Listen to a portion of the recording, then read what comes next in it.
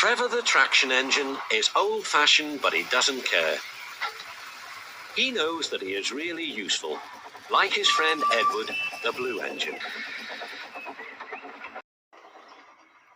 Early one morning, Trevor was chuffing about the vicarage orchard. He had important news for Edward. The vicar says that not all children are able to have holidays by the sea, so he's having a garden party to raise money for a seaside trip. "I'm going to be the star attraction," chattered Trevor, "giving rides to all the visitors. The vicar is putting up posters all about it." "I'd like to help too," sighed Edward, "but without my rails, I wouldn't be much good at a garden party." It was a beautiful day, but Edward was worried. "I wish there was something I could do for the party," he said. "I'd like to be helpful like Trevor." Edward's driver laughed. "You're helpful in your own way, and that's a railway." Next day, it was Trevor's turn to look disappointed. He had bad news. The vicar's been so busy that he forgot to put up the posters. Now no one will know about the party. But Edward had an idea. "Don't worry," he said. "Everything is going to be all right." Then he explained to his driver. "The vicar can paste his posters on my cabin coaches, so wherever I go, they'll go too." "Well done, Edward," said his driver. "I'm sure the fat controller will agree." As indeed he did. Edward steamed happily through the stations, collecting his passengers. "Look," they said, "the vicar is holding a party. We must go to that."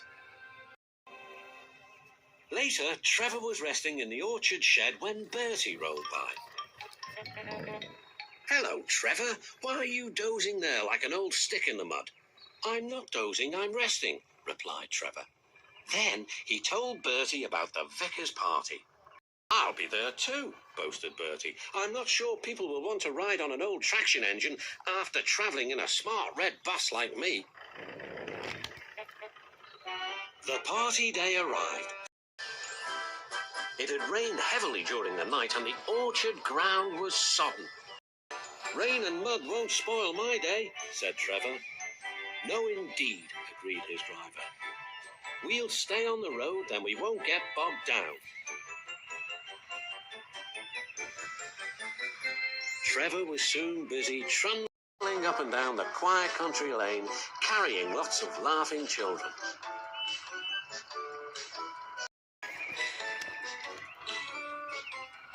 He was just turning a corner when he heard Bertie. "Hello, old-timer. I'm taking everyone to the party. Edward's idea is really working."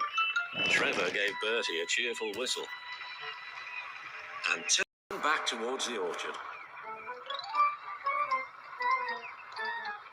Then there was trouble. "Help, I'm stuck," shouted Bertie. His wheels had sunk deep in the orchard mud. Terence the tractor arrived just in time. "I'm the one who has to plough fields," laughed Terence. "We'd better get you out." Using strong ropes, Terence and Trevor pulled Bertie clear of the mud.